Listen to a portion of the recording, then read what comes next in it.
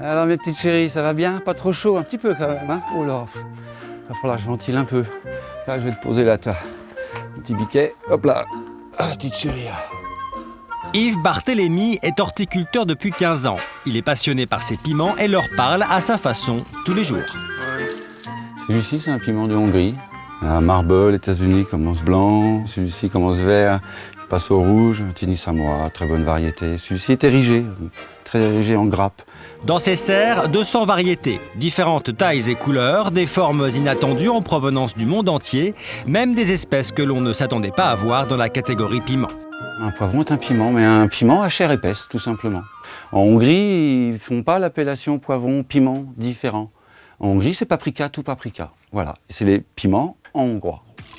Il existe 8000 variétés de piments dans le monde. En poudre, frais ou séchés, ils sont faciles à cuisiner et pleins de vitamine C. De plus, ils sont antibactériens. Seul défaut, ils piquent parfois beaucoup. Il faut savoir les apprivoiser.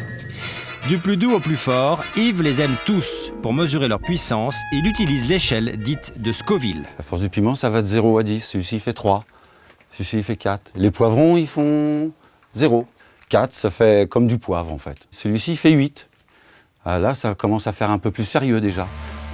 Yves fait également pousser quelques piments rares et plutôt incendiaires. Tout ça, c'est des piments les 10 plus forts de la planète. C'est du feu, quoi. Celui-ci, par exemple, pourrait faire 25 sur l'échelle, parce qu'il est hors norme de l'échelle. Ça prend la bouche, là, vous en avez pour un quart d'heure dans la bouche, les yeux qui pleurent, bon, c'est l'horreur, quoi. Excellent, excellent. Excellent. Au Pays Basque, le piment est la fierté du village d'Espelette. À la fin de l'été, dans les marchés ou sur les façades, il est partout. Vincent Darichon produit chaque année 70 000 plants de piment. Vous voyez, les graines sont accrochées. Voilà le placenta. C'est là que se concentre la substance qui pique. Et cette substance donc s'appelle la capsaïcine. Pure, la capsaïcine est extrêmement forte. Elle rentre à 80% dans la composition de certaines bombes d'autodéfense. Mais ce qui fait la particularité du piment à Espelette, ce n'est pas son piquant, c'est son arôme. Tout ça là, c'est tout ce qui fait le goût et l'arôme du piment. Une moitié de sa récolte est vendue sous forme de poudre. L'autre moitié épice de nombreux produits dérivés, vinaigre, moutarde, crème ou chutney, mais pas seulement. On peut même faire des produits sucrés puisqu'on a de la gelée de piment. On a aussi, surprenant, du sirop de piment d'Espelette. Vincent est toujours à la recherche de nouvelles formules au piment. Quand il les manipule, il a une règle d'or.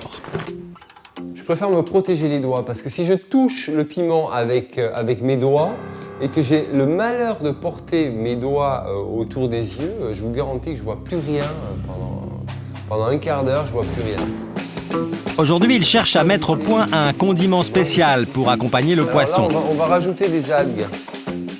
Piment, algues, baies roses, sel et persil. Oh ouais, moi j'aime bien.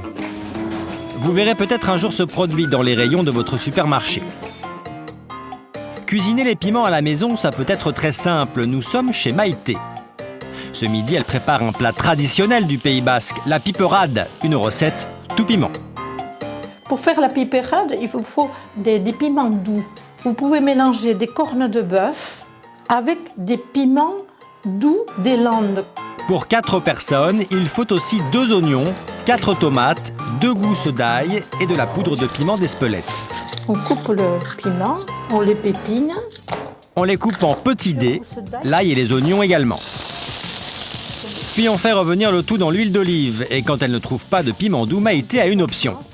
Vous pouvez faire avec du poivron aussi, ça change un petit peu le goût, mais ça peut se faire. On pèle la peau des tomates, coupées en morceaux, on les ajoute à la cuisson quelques minutes avant la fin. Et pour donner le goût parfait à son plat, notre cuisinière a un truc. Nous ajoutons le piment d'Espelette au dernier moment pour que le goût fruité du piment reste tout à fait dans le plat. Sachez que ce condiment peut être aussi utilisé dans d'autres plats pour les rendre moins fades. C'est très bon. Comme le veut la tradition, Maïté l'accommode avec des œufs brouillés et du jambon de Bayonne cuit. Délicieux.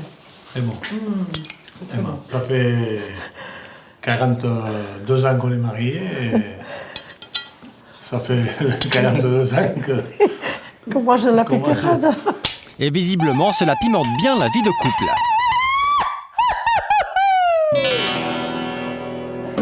Retour chez Yves Barthélémy. Lui ne cuisine pas pour 4 ce soir, c'est soirée piment pour 50 personnes. Une trentaine de plats attendent les invités. Sauce au piment, chocolat au piment, fruits et légumes au piment et jusqu'aux boissons. La thématique est omniprésente. Yves peut lancer son jeu préféré, goûter des piments de plus en plus forts. Alors, qui c'est qui commence? On commence avec un premier piment de force 6 sur 10. Pour celui qui n'aime pas le fort, c'est fort. Puis un 7 sur 10. Ça sue, là, ça chauffe la tête. Là. Chauffe l'intérieur. Ça commence à nettoyer. C'est surtout la langue. La langue, elle est cuite, là. Pour finir, attention, 9 sur 10. Je rince un peu, là. Pour calmer le feu du piment, pas de pain et surtout pas d'eau. Un seul remède, le lait. C'est le lait, corps animal. Basta. Voilà, il n'y a que ça qui marche. Ils n'iront pas au-delà, certains piments peuvent vous brûler dangereusement la bouche.